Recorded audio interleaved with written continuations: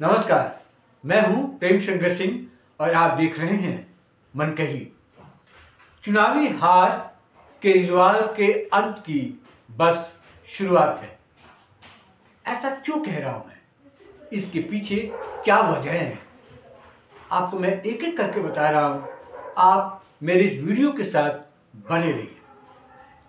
आपको याद होगा कि जैसे ही अरविंद केजरीवाल चुनाव हारे और जैसे उनकी पार्टी चुनाव हारने लगी और बीजेपी बहुमत के करीब आने लगी, वैसे ही एक फरमान जारी हुआ और वो फरमान था कि सचिवालय से कोई भी दस्तावेज, कोई भी डॉक्यूमेंट्स इधर से उधर ना हो।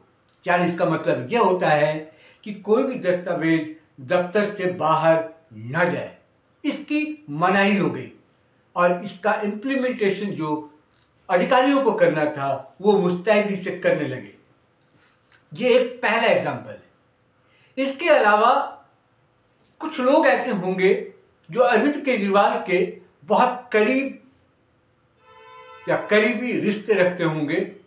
उनका क्या रोल रहने वाला है और क्या भूमिका वो निभाने वाले हैं, ये भी मैं आपको बता रहा हूं, सिर्फ दो नाम के साथ, जो आज की तारीख में तो करीबी नहीं है लेकिन एक जमाने में उनके करीबी थे। सबसे पहला नाम कुमार विश्वास। जैसे ही नतीजे आए और जब उनसे रिएक्शन लिया गया, प्रतिक्रिया ली गई, तो उन्होंने जो शब्द कहे केजरीवाल के खिलाफ या केजरीवाल के लिए, वो शब्द बहुत ही अजीब और सुनने में ऐसा लगा कि कुमार विश्वास आज बेहद खुश हैं और लगता है वो बहुत ज़्यादा चोट खाए हुए हैं। केजरीवाल ने उनको बहुत चोटें दी हैं। चरित्रहीन कहा, मैं तो आकांक्षी कहा, नीच कहा और न जाने क्या क्या शब्द कहे। शब्द ऐसे कि कानों को चुभ रहा था और लग ऐसा रहा था कि क्या कभी कुमार विश्वास अरविंद केजरीवाल के इतने करीब थे और आज क्या इतने दूर हो गए हैं कि क्या इन शब्दों का प्रयोग करना उचित है। लेकिन उन्होंने खूब कहा और कहते चले गए और मनीष सिसोदिया को लेकर उनकी पत्नी के आंख में आंसू क्यों आए ये भी बताया और कहा कि एक बार की बात है, जब मनीष सिसोदिया से किसी बात पर चर्चा हो रही थी तो उन्होंने कहा कि अभी मेरे पास ताकत है, तो मेरी पत्नी ने कहा कि ये ताकत हमेशा नहीं रहती, तो उनका जवाब था फिलहाल तो है। तो जैसे ही मनीष सिसोदिया हारे तो मेरी पत्नी की आंख में आंसू थे, ऐसा कुमार विश्वास का कहना था। अब यही लोग एक एक करके अरविंद केजरीवाल के उन तमाम किस्सों को सुनाएंगे, उनके तमाम रणनीति को जनता के सामने बताएंगे जो उन्होंने कभी महसूस किया होगा, अनुभव किया होगा, देखा होगा, समझा होगा।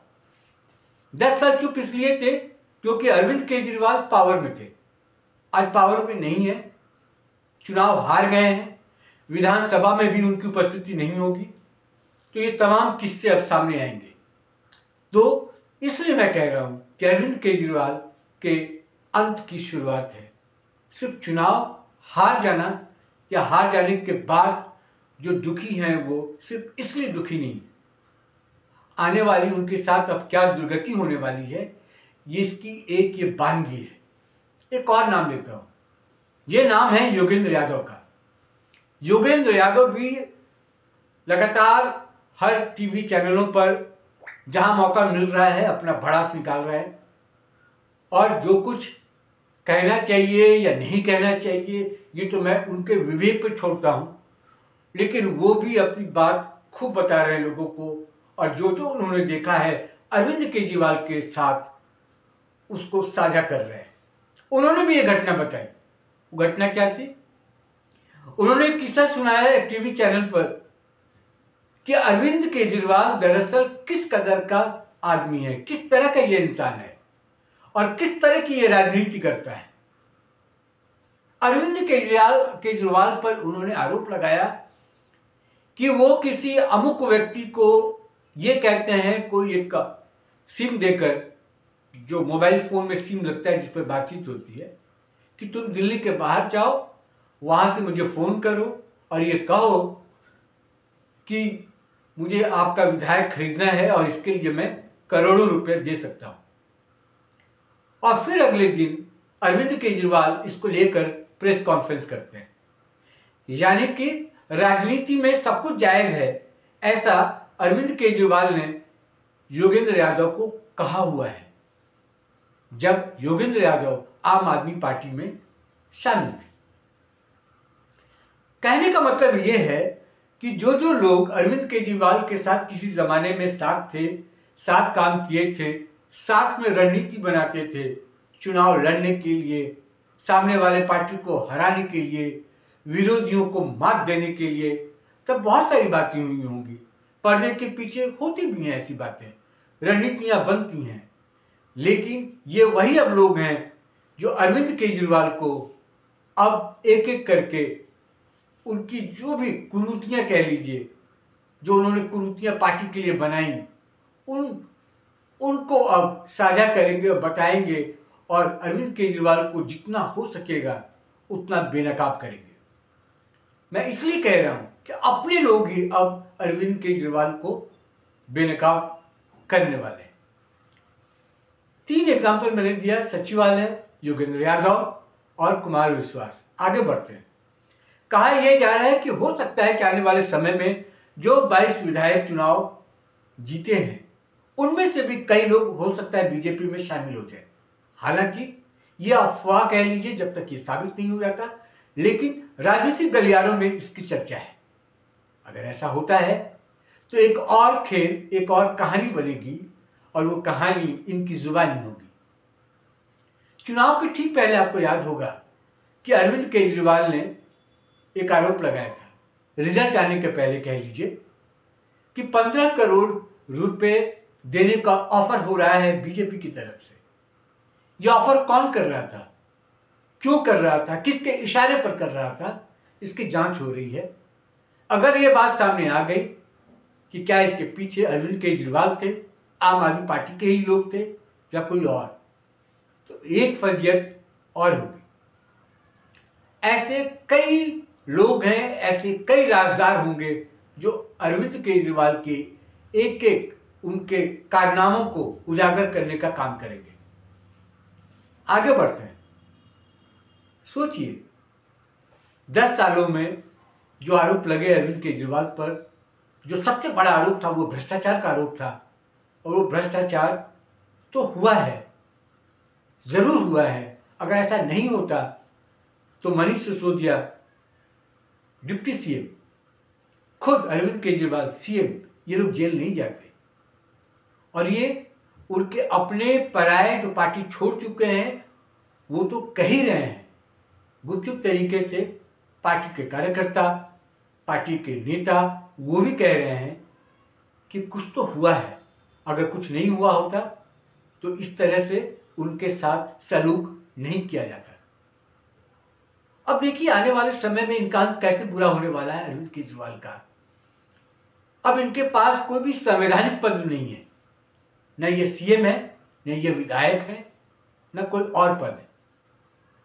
अब कानूनी शिकंजा इन पर खूब चलेगा, कसा जाएगा, इनसे सवाल पूछे जाएंगे और जो इन्होंने भ्रष्टाचार किया है उस भ्रष्टाचार के लिए इनको जवाब देना होगा। ईडी के छापे पड़ेंगे, सीबीआई के छापे पड़ेंगे और उसका जवाब अरविंद केजरीवाल के पास क्या होगा कोई नहीं जानता। पूरे सचिवालय में इन 10 सालों में क्या क्या हुए, क्या क्या इन्होंने किया, सारे दस्तावेज वहां पर मौजूद होंगे।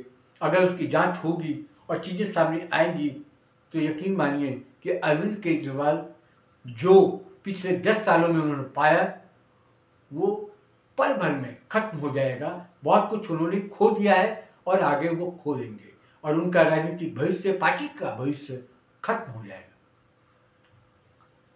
एक और चीज मेरे दिमाग में आ रहा है जो मैं आपको बताना चाह रहा हूं, वो एक ये है कि अरविंद केजरीवाल को अब जिसके लिए वो जाने जाते थे वो भी मुझे लगता है कि शायद, ऐसा मुझे लगता है कि वो भूल चुके हैं। क्योंकि पिछले 10-12 सालों से उनको सत्ता में रहने की उनको आदत हो गई। धरना करना वो भूल गए हैं, विरोध करना वो भूल गए हैं, आंदोलन करना वो भूल गए हैं। तो वो 10 साल का जो आरामदेह जो जीवन वो बिता रहे थे, शीश महल में रहने की जो उनकी आदत हो गई थी, अब मुझे नहीं लगता है कि वो फिर से वो आग, वो फायर उनमें बचा है। और रहा कैसा जो जो एक कुछ उम्मीद लगाई जा सकती थी, वो चुनाव हारने के बाद उनका जो मन है, उनका जो इच्छा शक्ति है, दृढ़ शक्ति है, वो भी अब कम हो गई। तो मुझे लगता है कि अरविंद केजरीवाल अब पूरी तरीके से टूट गए हैं।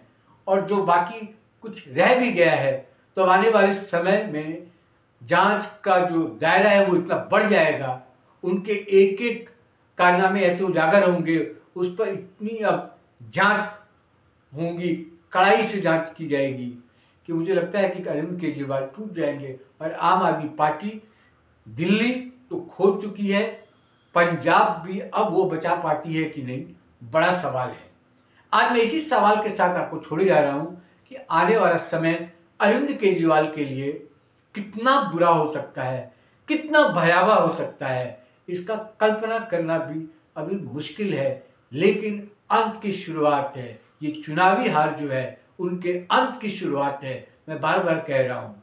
और जो अभी हम नहीं देख पा रहे हैं, जो शायद अरविंद केजरीवाल अब देखना शुरू कर दिए होंगे, जो जो हथकंडे उन्होंने कांग्रेस के खिलाफ अपनाए, शीला दीक्षित के खिलाफ अपनाए, अब वही चीजें उनके साथ दोहराई जाएंगी, कानूनन दोहराई जाएंगी। उसका जवाब क्या अरविंद केजरीवाल के पास है, ये भी एक बड़ा सवाल है। तो सवालों के बीच मैं आपसे अब विदा चाह रहा हूँ। आज के लिए बस इतना ही। लेकिन जाने से पहले आपसे एक अनुरोध, एक रिक्वेस्ट है कि मेरे चैनल मनकही को आप सब्सक्राइब कीजिए। ऐसे ही राजनीतिक कहानियाँ, किस्से कह लीजिए, या तथ्यों के साथ मैं आपके साथ फिर आऊँगा, बताऊँगा कि दिल्ली की राजनीति क्या होगी। और अब दिल्ली की राजनीति के बाद जैसे ही दिल्ली को सीएम मिल जाता है, उसके बाद फिर जो राजनीति का जो रास्ता है वो सीधे बिहार की ओर जाएगा। और बिहार में चूंकि नवंबर में चुनाव होना है, तो उस पर भी हमारी नज़र है कि बिहार में क्या होगा, बिहार में किस तरह की राजनीति होने वाली है। आज फिलहाल इतना ही। नमस्कार।